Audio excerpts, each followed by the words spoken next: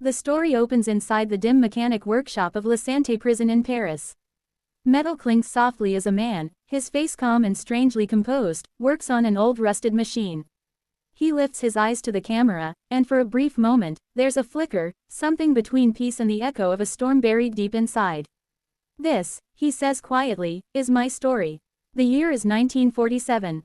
Paris is still healing from the wounds of war, but behind these stone prison walls, another world exists, harsh, silent, and unforgiving. The narrative drifts back in time to a cramped prison ward, where a new prisoner is being escorted in. His name is Claude. His posture is stiff, but his eyes scan everything, a habit of a man who has lived too long with secrets. The guards force him to stand before the warden, a man with a face carved from stone. Claude is holding something tightly in his hand, a lighter with a golden plate on it, discreetly concealed. The warden's eyes catch the glint. "You know lighters are not permitted here?" The warden asks sharply. Claude, in a surprisingly calm voice, replies, "It doesn't even work.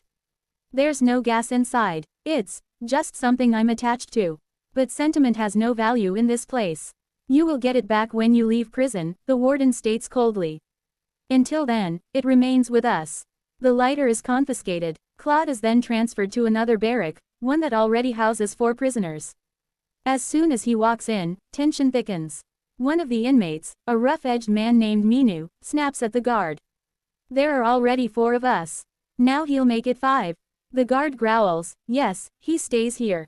Orders from above. Don't make this difficult," and leaves with a clang of the iron door. Claude feels the unwelcome air immediately. He places his small bundle of belongings on the floor and speaks softly, "I'm not here by choice. My old cell is under repair." Something in his tone, gentle, unthreatening, loosens the tension a little.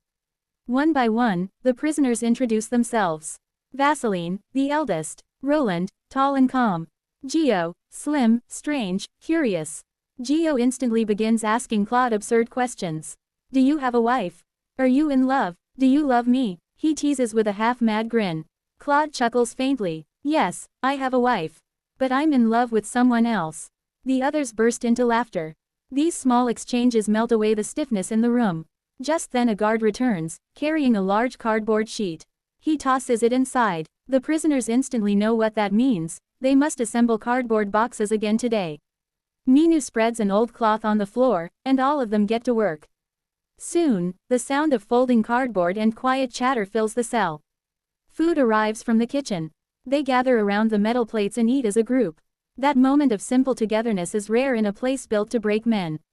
A few minutes later another guard calls out, "Claude, your parcel is here." Claude heads out. The moment he's gone, the atmosphere inside shifts.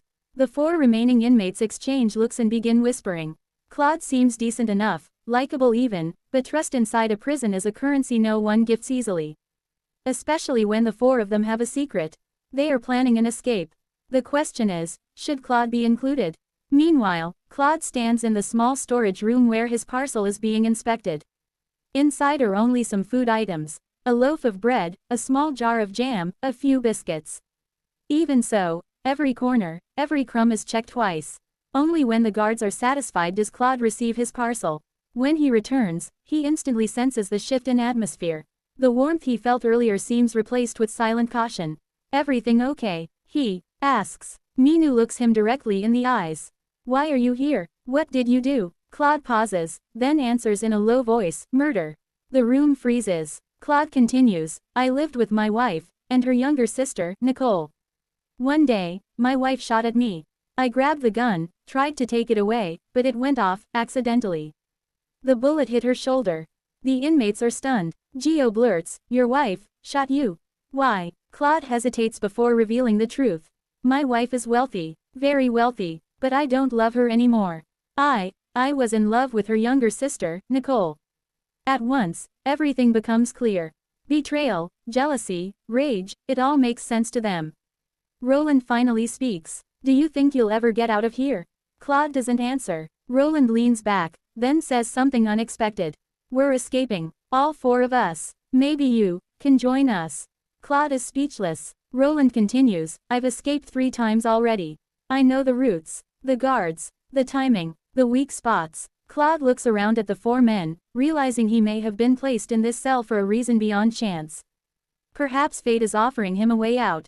When do we escape? He asks quietly. Morning, Roland answers. Darkness is useless. We need noise, movement, confusion. Outside, commotion erupts, the usual chaos of prisoners shouting and workers unloading supplies. For the first time, Claude sees it differently. Not noise, opportunity. The 5 men begin digging a small hole beneath the cardboard boxes, carefully hiding their work with fabric and stacked sheets. Every loud sound outside becomes a shield for their secret. To anyone watching, they look like obedient prisoners doing their daily labor. But under the surface, the earth shifts. Night falls. The cell quiets. In the dim moonlight, Claude and Vaseline sit together, talking softly, the kind of conversation that only happens when 2 strangers are forced into honesty by darkness. Vaseline asks gently, "What was your childhood like?" Claude sighs. "Difficult. My mother died when I was very young. 5 years later, I lost my father in a car accident. After that, I lived with my grandmother. She was all I had." The room grows still. Many men here carry tragedies, but each one is its own universe of pain. They fall asleep eventually. At dawn, Roland wakes first. He stands by the barred window, watching as the guards begin their routine. Soon, keys jangle, metal doors slam open one by one. The guards enter the cell block to distribute the morning coffee. Roland prepares cups for everyone inside the cell. For a moment, it feels like an ordinary morning. Then, as the guard walks away, Roland quietly reaches behind a loose stone in the corner. He pulls out a small shard of broken mirror he hid days earlier. Carefully he snaps it into smaller pieces, one piece he slips into his sleeve, the rest he hides again. The escape is coming, and all 5 of them know that once they start, there will be no turning back.